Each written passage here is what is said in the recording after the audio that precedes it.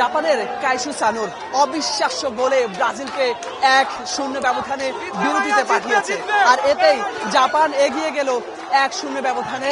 ম্যাচের 29 মিনিটের মাথায় জাপান যে খেলাটি দেখিয়েছে, অবিশ্বাস্য এক গোল করেছিলেন কাইসু সানোর। ব্রাজিলের ডিফেন্ডারদের নাচিয়ে ড্রিবলিং এর চমৎকার এক প্রদর্শনী দেখালেন এই জাপানি মিডফিল্ডার। একে একে প্রতিপক্ষের খেলোয়াড়দের বোকা বানিয়ে বক্সের ঠিক বাইরে থেকে নিলে এক দুর্দান্ত কোনাকুনি শট। বল ব্রাজিলের রক্ষণ ভেঙে আশ্রয় নিল জালের বাঁদিকের একদম নিচের কোণে। আলিসন ব্রেকারের মতো বিশ্বসেরা গোলকিপারের সাধ্য ছিল না এই বুলেট গতির শট ঠেকানো। স্তব্ধ ব্রাজিল শিবির। আমরা এই মুহূর্তে টিএসসিতেও ঠিক একইভাবে দেখতে পাচ্ছি যে দর্শকদের যে উল্লাস ছিল, আমরা ম্যাচের আগে দেখেছি সেলেসাও ভক্তদের, হলুদ জার্সি ভক্তদের যে উল্লাস, যে উদ্দীপনা ছিল, সেটি আসলে ম্যাচের 29 মিনিটের মাথায় স্তব্ধ হয়ে যায়।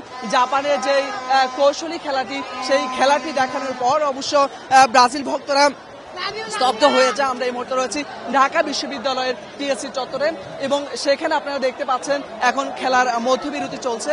খেলার মধ্যবিরতিতেই দর্শকরা আসলে অনেকটাই হাঁপিয়ে গিয়েছে বলে বলা চলে। আমরা দেখেছি যে যখন ম্যাচের 29 মিনিটের মাথায় যে গোলটি দিয়েছিলেন, তখনই আসলে ব্রাজিলের আর্জেন্টিনার যে ভক্তরা, তারাও কিন্তু একই সাথে এখানে খেলা দেখেছে বলে আমরা দেখেছি। তো তারা যে উল্লাস করেছে, সেই উল্লাসে আসলে ব্রাজিল ভক্তরা তখন স্তব্ধ হয়ে যায়। আর আমরা আসলে যেমনটা দেখতে পেয়েছি যে মাঠে এখন ম্যাচের নাটাই পুরোপুরি চলে গেছে বলা চলে, যে জাপানের হাতে প্রথমার্ধে। বাকি প্রথমার্ধের যে সময়টি তারা বেশ হেসে খেলেই পার করেছে আমরা দেখতে পেয়েছি। এরপর হয়তোবা বিরতি থেকে তারা এসে নিজেদের স্বাভাবিক যদি খেলাটাই ধরে রাখে এবং ব্রাজিল যদি নিজেদের স্বাভাবিক খেলাটাও খেলতে পারে, আরেকটু বেশি ভালো খেলতে পারে, তাহলে হয়তোবা এই কামব্যাকটি তারা করতে পারবে। তবে জাপান হয়তোবা বিরতির পর এসে তারা আরেকটু বেশি ভালোভাবে বল আটকে রেখে খেলার চেষ্টা করবে। আমরা তেমনটাই আসলে হয়তোবা হতে পারে। রেফারির রীতিমধ্যে আসলে বাঁশি বেজে গেছে, প্রথমার্ধের সমাপ্তি হয়েছে। শেষ হলো 45 মিনিটের লড়াই।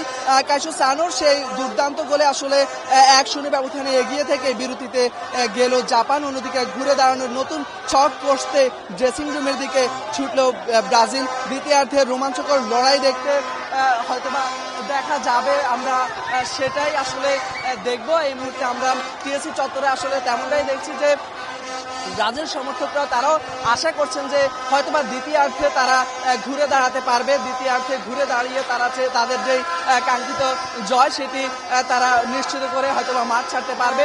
তবে জানিয়ে রাখি, এখনো পর্যন্ত জাপান এবং ব্রাজিল টোটালি 10 বার মুখোমুখি হয়েছে। এর মধ্যে 7 বার কিন্তু ব্রাজিল জিতেছে, 2টি ম্যাচ ড্র হয়েছে এবং একটি সবচেয়ে যে প্রীতি ম্যাচটি হয়েছে সেখানে কিন্তু জাপান জিতেছে। সেই আত্মবিশ্বাসটাই এই ম্যাচে কাজে লাগিয়েছে জাপান। প্রথমেই মাঠে নেমে তারা 29 মিনিটের মাথায় যে কাইসু সানোর যে গোলটি করেছে, সেটি আসলে দেখার মতো ছিল। তো ব্রাজিল ভক্তরা, এখানকার যে ব্রাজিল ভক্তরা আছেন, তারা আশা করছেন যে হয়তোবা শেষ পর্যন্ত ব্রাজিল দ্বিতীয়ার্ধে মাঠে নামার পর তারা ঘুরে দাঁড়াবেন এবং তারা জয় নিয়েই তাদের সমর্থকদের সেই প্রত্যাশা পূরণ করবেন।